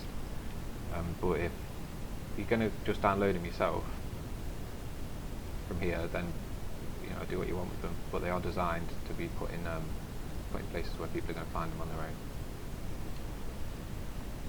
Keep the links going. Queen Victoria, I appreciate all the work you're doing with that Facebook group. That's teamwork, that is. I set up a Facebook group about a week ago and invited sort of 50-60 people, and since then I've just put the link out, and Queen Victoria's kept it troll free, kept the nice posts in there. It's a really clean, friendly, enjoyable Facebook group. The one that Queen Victoria's just linked there. Feel free to spam it if you want, Queen. I'd recommend jumping in there, because basically we just keep the trolls out. It's nice and friendly. The Wanderer, back to work we go. That's it. Anton came from IPS. Thanks for coming, brother. I've got you wrenched, mate. Where are we? Anton, please like and subscribe as well, bro. That's going to do wonders. I might sit here and really push the Flat Earth, push the sub today. See if we can hit 500 today. I've had an idea of pulling people from this NASA live stream. I'll link in a minute. Just follow Queen Victoria for a sec. Now this is a NASA Live Earth from Space ISS live feed Astronomy Day 2017. There's people in here saying Earth is flat. So I think we can pull people across quite easily, and that's on this channel here. But the only thing is we don't have a moderator to get them to come. So I'd probably have to sit in here myself and say, come to my channel, which I will do now. And then I'll get back to the Gumroad and get you the link for that.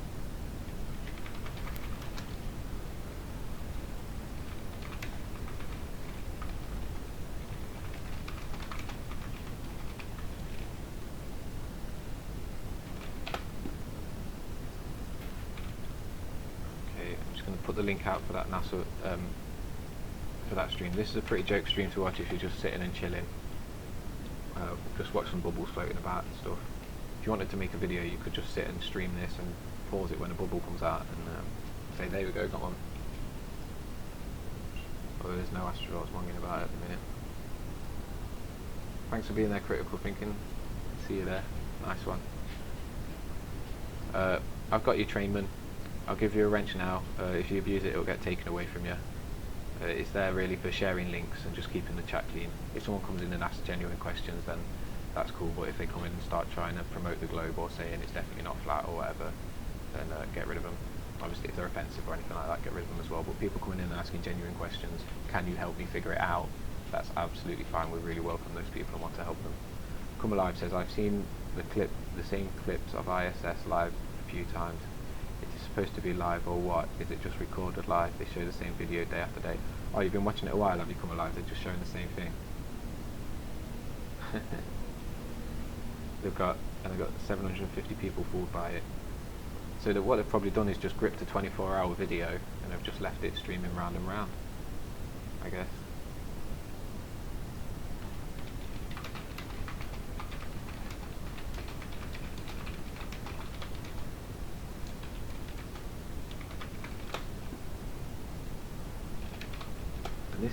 This is pretty much promotion, guys. If you want to build up accounts and promote Flat Earth for a living, this is how you do it. Open your Facebook, your Twitter. This has taken me about 6 weeks to get from 0 to where I am now. About 400 subscribers. Twitter's about 400 followers. I think the Facebook group is over 100 now.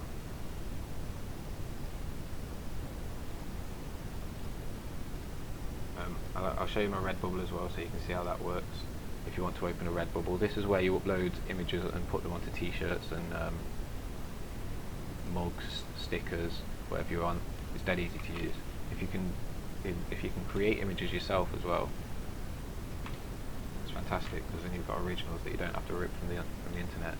But anyone's welcome to use any of my work. If you want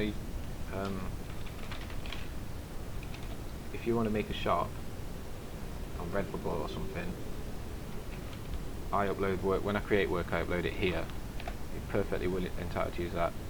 There's only about 10 things there at the minute. I haven't had a chance to make any more in the last couple of weeks, but they'll go up there and feel free to use them, or just find them online, whatever. So we'll do Gumroad first before I get distracted again. Okay, so we're putting the Flat Earth info cards up here.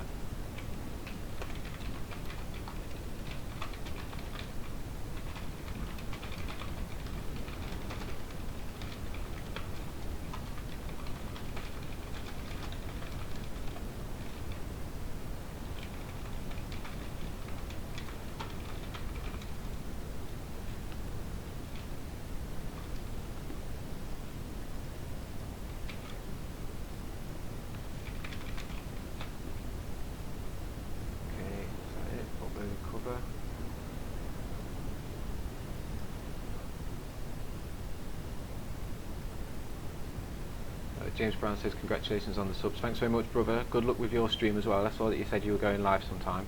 I'd be willing. I'd really enjoy jumping in and listening to what you've got to say some point. Just go to your channel now and turn on notifications so that I know when you go live.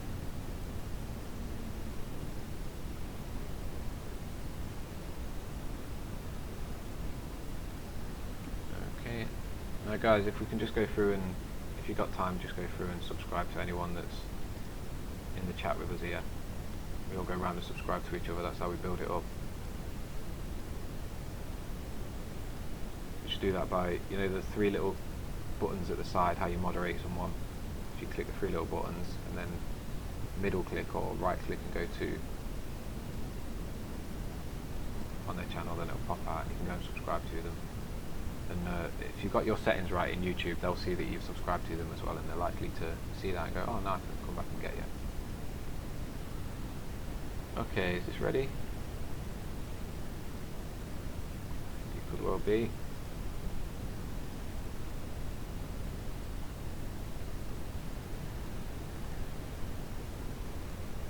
Where's my chat box gone? Okay, I'm going to put the link out for this Gumroad then, see if it works. I'm not sure if it's actually working yet.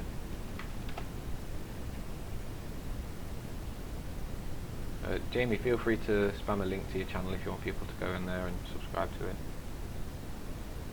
It's not the right link.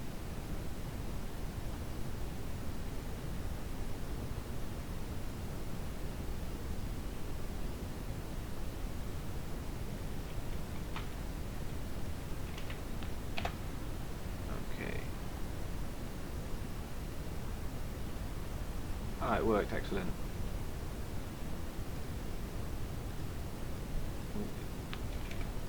You can change the price in there.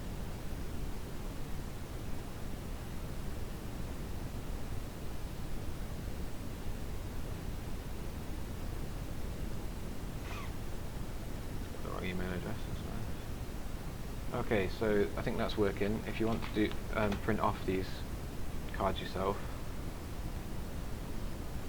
and there's a link.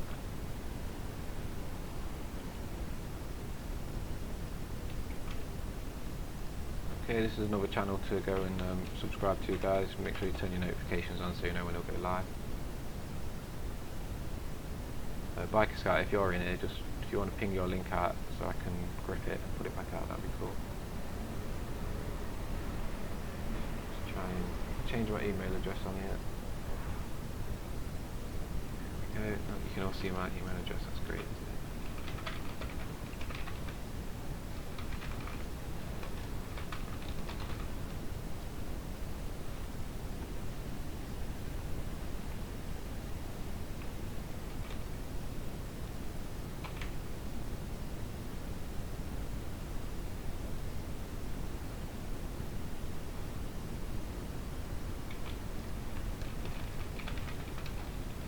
Guys, if you have any links to promote or anything you're doing, get it up here.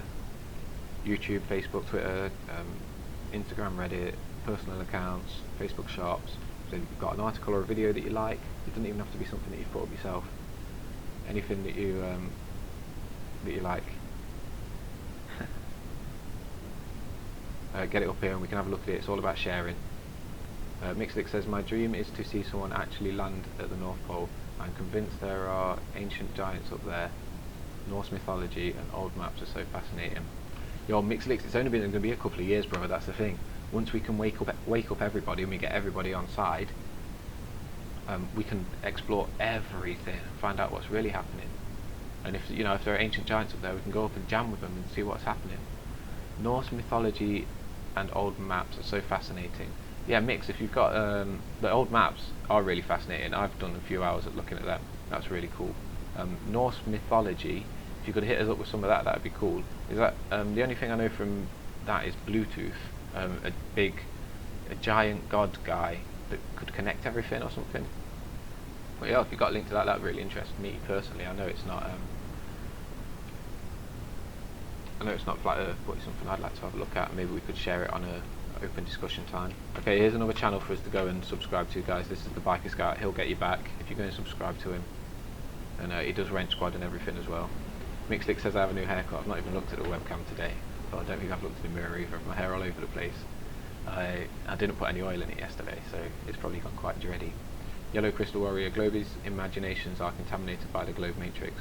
Yeah, Globy's imaginations are not what I would personally call imaginations. I think everything is limited, what they're allowed to think. They can't get outside of their limited imagination. So yeah, they can't see what's happening. Bart Sibrel Apollo vids brought me to Flat Earth research. Okay, Bart Sibrel, so probably he's done some good good work.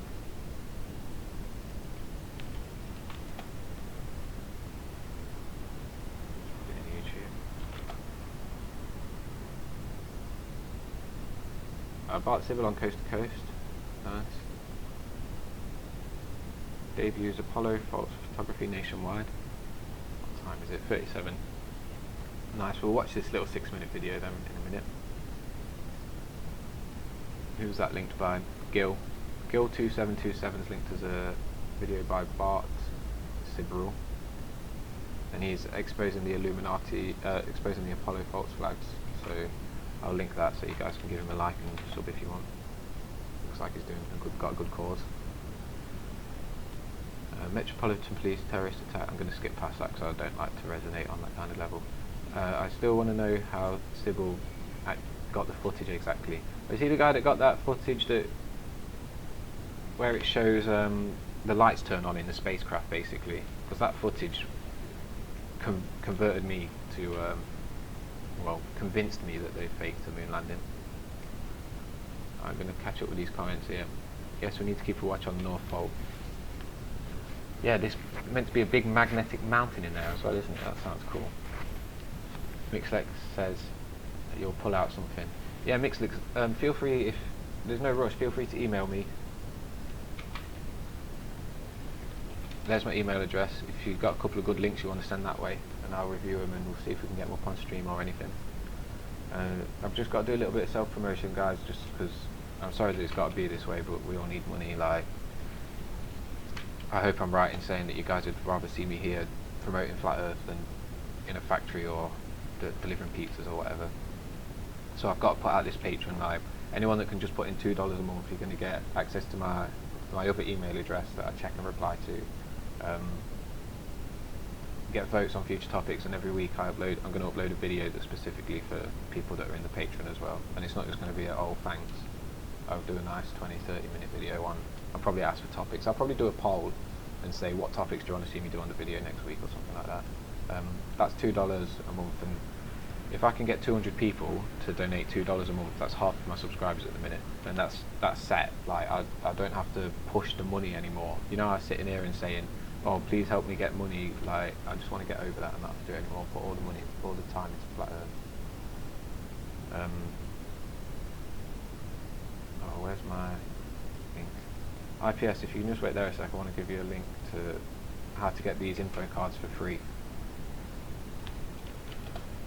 Okay, IPS, there's a link to how to get the info cards for free. Just download them and print them. If you can, I know, do something with that, it'd be wicked.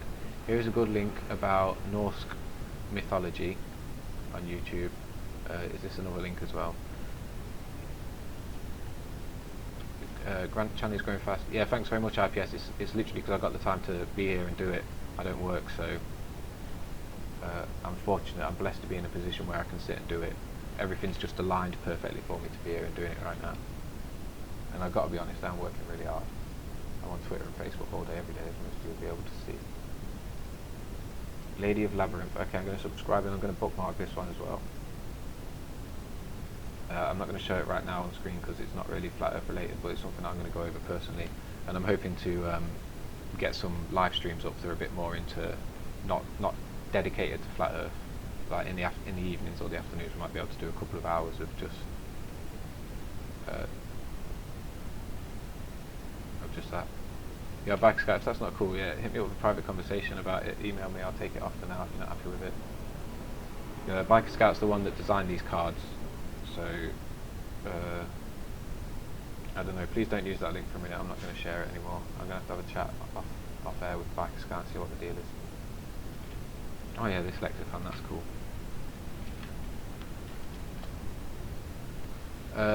Gil, yeah, I appreciate you want to get it out there. Like, we all want to get it out there, but let's just see what Biker Scout's saying because he made them. I don't know why he's got an issue with it. We'll find out though. We'll have a private conversation and see, and then I'll hit you back tomorrow morning with seeing if we're going to put them out on Gumlink or not, Gumroad. The Wanderer says you had an important question. Feel free to ask, bro. And the Wanderer also says, I wanted to tell you I'm in Florida, very close to Tampa.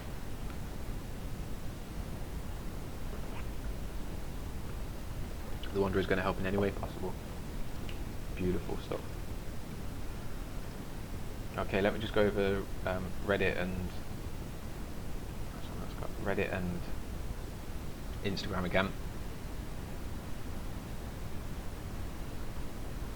Joseph Green, if you are asking for money, don't give away stuff for free. I gave them to you to use in the flat earth economy.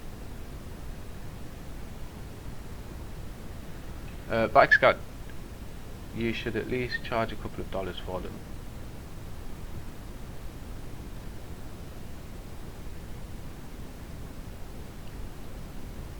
I'm gonna have to have a think. Can't make that kind of decision on 30 seconds. I hear what you're saying, Bike Scout. I appreciate that. You know, we all have to have our input, and I can't just go out and make a decision for the group.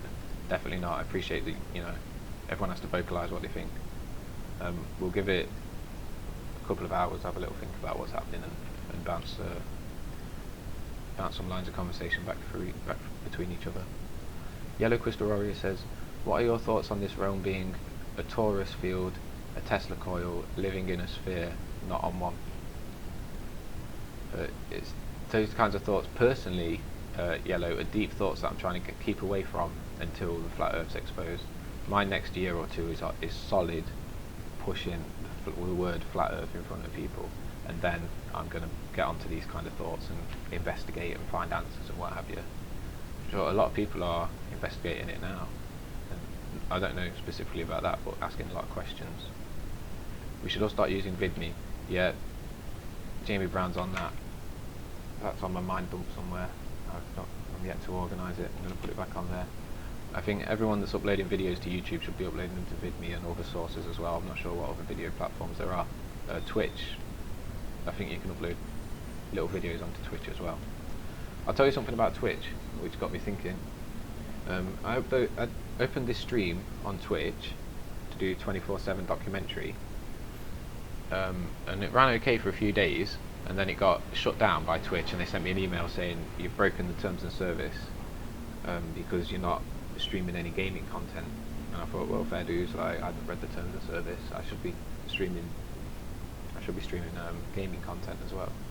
And then a few days later, one of my subscribers came into the chat and he says, your Twitch is back up, and there's a load of trolls in there, we need some help. And I've never been, and Twitch didn't send me an email or anything, and I've not changed the account, not within the terms of service. So I don't know if someone's just, someone in the office or whatever has seen it and just managed to allow it back through or what, I'm not sure. If creators aren't compensated for their work, what's the motivation to keep creating for free? Biker Scout, to save the world, bro. All of my stuff goes out for free. I don't take any money out of it. My drive is to open people's eyes. If I can put out 2,000 cards instead of 1,000, like, I'm there.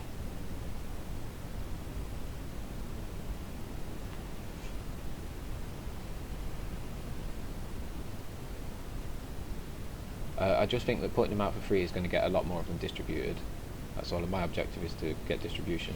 The money will come, like, as long as we focus on doing the right thing. The whatever you want to call it, the source or the energy, the ether, will look after us and provide us with everything we don't need.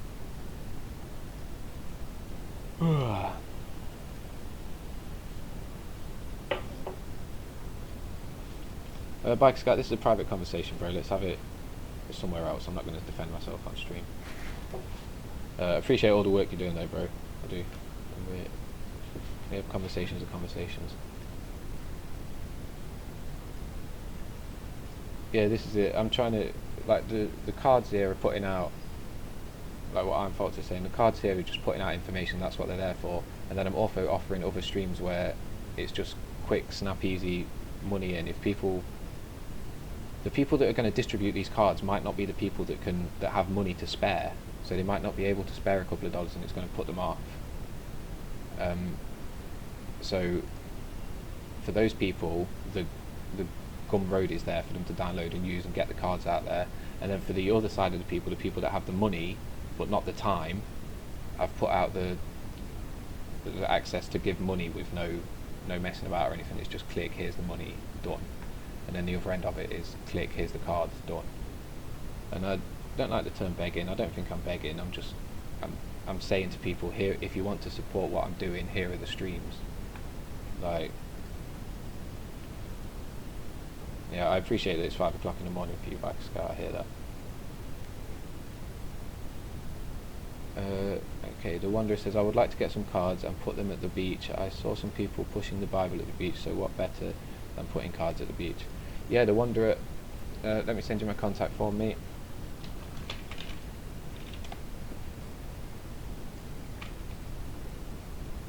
Here we go, gangster. The Wanderer, if you get in touch with me on that contact form there, just send me your address and that, and I'll put you on the list for some cards.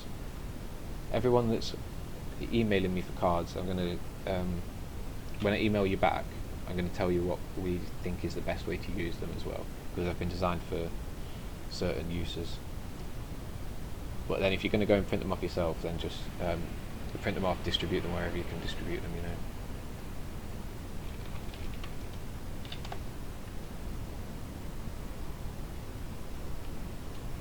know. Gil, we did think about that, putting somewhere to send them to directly, but we came to the conclusion that it was best to just leave hashtags on there because it's more of an open source information. So if people search the hashtags, they're going to find information from everybody rather than like just me or just whoever's account we put on the card. Because if someone sees that they should come to, for example, my YouTube channel, and they come to me and they don't resonate well with me, then we might have lost somebody. But if we put them, just search hashtag flat power or globe exit, and then they search those hashtags, there's quite like, they'll see the whole conversation, they'll see the full community, you know. It's a lot more likely they'll find someone to resonate with and take the truth from, someone that they can have a chat with. So we hear you, yeah, that thought did go through, we didn't just discard it.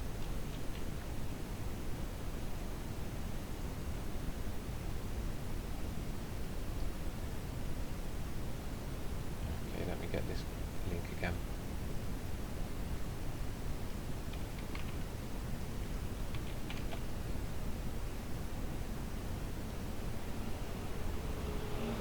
Okay, here's the Flat Earth info cards, guys, to print and distribute.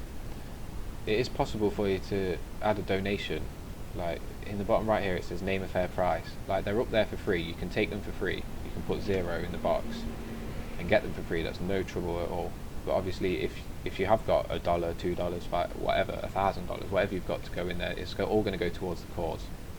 Yeah, this e-begging thing, I'm not. This money isn't for me. I literally spend £2.50 a day on food so that I don't have to work, so that I can put all of my energy into Flat Earth. So the e-begging, this isn't e-begging, it's fundraising. Sorry bro, that just struck a chord. Hello fellow flat people. Hi James, how we doing, brother? Peace on the plane. Good morning, evening, afternoon. Alright, I've got 10 minutes left here, and I said I would look through this Apollo clip, and it's 6 minutes long, so we'll get on it.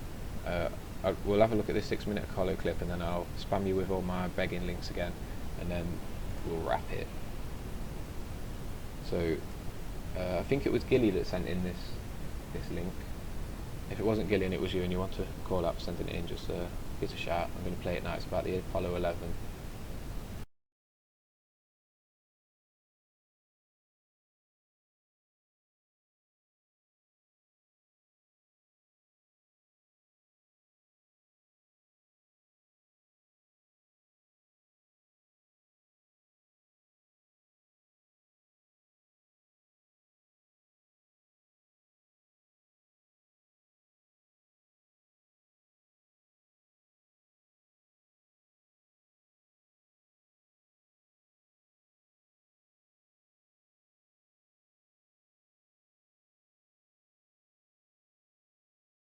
That the moon landing was entirely a hoax. It was all fake. It caused an uproar. We got thousands of letters from angry Americans saying that you're nuts. But we had to have you back. That's because, you know, to try to clear everything up. Because, you know, we want to have you tell your side of the story again before we have someone on to debunk you. Right. I figured that's the responsible thing to do here on Unscrewed. So last time you were here, one of the things we showed was footage of the American flag up on the moon, supposedly in 0 gravity, right? And the flag is waving. Explain how this could happen. Well, it's not 0 gravity. It's supposed to be no atmosphere. Aha. And what we figure is they had to have the air conditioning units pulled out, which were designed for 1/6 gravity, so they wouldn't fall over backwards. The air conditioning unit, so you're saying that that thing was shot in like a hangar somewhere? Correct. Area 51, perhaps? Probably was, to tell you the truth. But what, you know, with inertia and everything, if I was in zero gravity or in a vacuum and I unfurl the thing, wouldn't it, because of the inertia, keep flapping around like that? No, it's not zero gravity. It's 1/6 gravity. It's no atmosphere. Okay, whatever. There's no wind whatsoever. We figured that it was a little bit of air conditioning flowing in to keep them extra cool because the cooling units were taken off and they were in a sealed spacesuit. Couldn't have been inertia. It was air conditioning. That's what I think, yeah. Okay. We know for a fact they didn't go because of the footage we found. Explain some of the others they're seeing. For example, no stars up in the sky. How come we can't see stars? Well, there is a logical explanation, according to NASA, why you couldn't see the stars. The aperture was almost all the way closed to compensate for the bright sunlight on the moon. The real question is, why didn't they take any pictures of the stars by themselves with an exposure setting perfect for them? Why did they take a $60 million automobile to the moon and not a telescope? Because they weren't on the moon. They would have to fake constellations that might one day prove to be non-existent. Mm-hmm. You also have some other NASA video that I guess you or somebody else found in like some bin. It's all classified and you've extracted it. Yeah, most reporters were satisfied with the first few compilation reels from NASA, which were pre-edited. I had a source at the Space Center who said it was fake. I went through everything, and this is the footage right here that's supposed to be the Earth in space, but as you just saw, it's actually a model of it, and the arm is getting in front of it. This is an outtake which they never showed.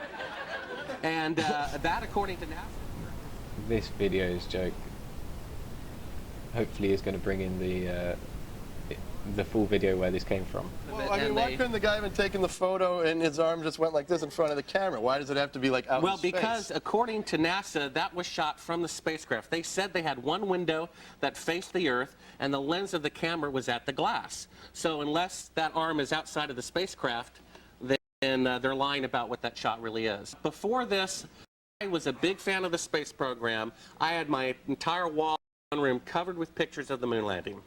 I met a guy in his 70s who said it was fake. I thought he was nuts. I looked into it. I found this classified tape by accident, and they're faking being half the moon right in front of your eyes. It means they couldn't go to the moon. And what you've done, Bart, is you've gone up to all the astronauts who supposedly went to the moon you could find and tried to get them to swear on a Bible Correct. that they went to the moon, and you have footage of that. Let's take a look at this.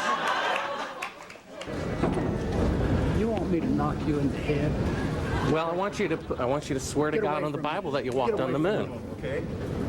If you walked on the moon, we're given the opportunity to swear to God that you walked on the moon. I'm going to give you the opportunity to get the hell knocked out of you so you don't need to get around. So why don't you just put the end to the record in the argument and put your hand on the Bible, swear to God you walked on the moon. Mr. Several, knowing you, that's probably a fake Bible. I don't hit people, but you're going to be on the deck unless you get... Well, I'm heading out. I appreciate it. And get the hell out of the house.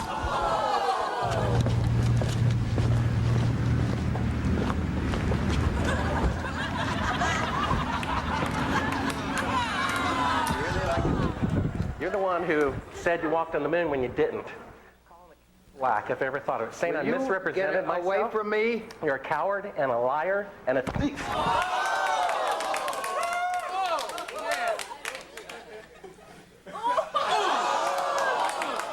If you show this publicly, you're open for a lawsuit. Okay? Whoa, man. That is crazy. I mean, Buzz Aldrin... This guy's doing it, isn't he? This is a wicked little video. And someone thought otherwise, I would find that hysterical. Now, when we asked him to swear, and I would swear on a ton of Bibles. Not only that, I offered Neil Armstrong $5,000 cash to go to Hawaii on me or to give it to charity, and he refused to do it. He started shaking like a leaf.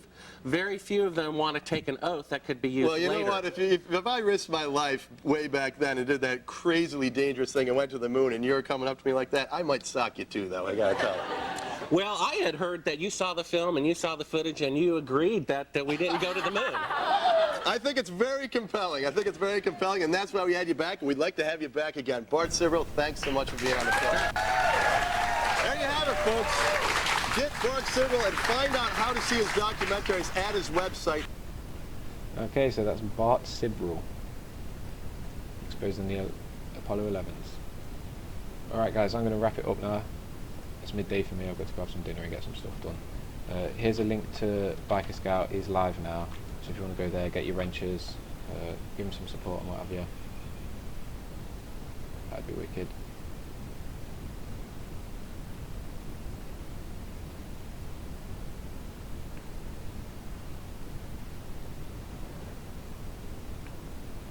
Okay.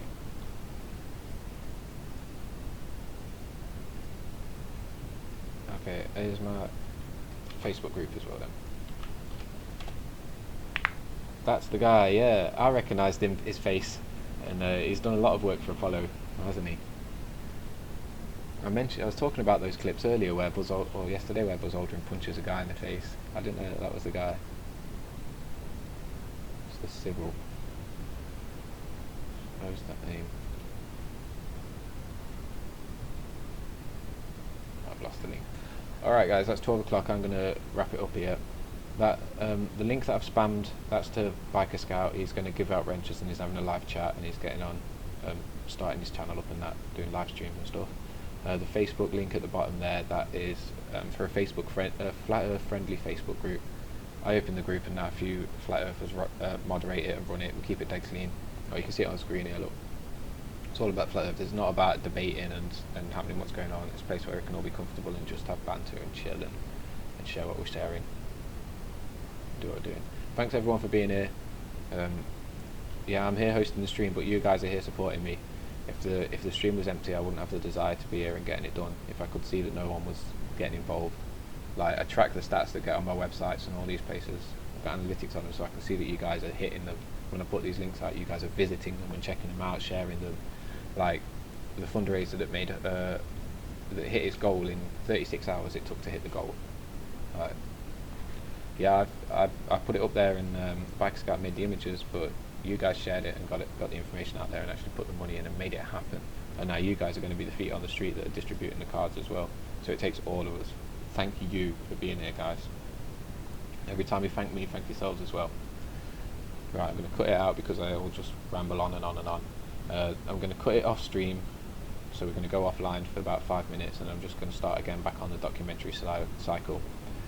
There's a chance that I could be back on stream in about 8 hours, but it's not guaranteed and it'll just be a bit of a chill out. We'll just have a look at some videos and go over some stuff and what have you. Peace on the plane everyone, thanks so much for being here. Check out Biker Scout's channel that I've spammed just above, and I'll be here again same time tomorrow after IPS finishes tomorrow morning.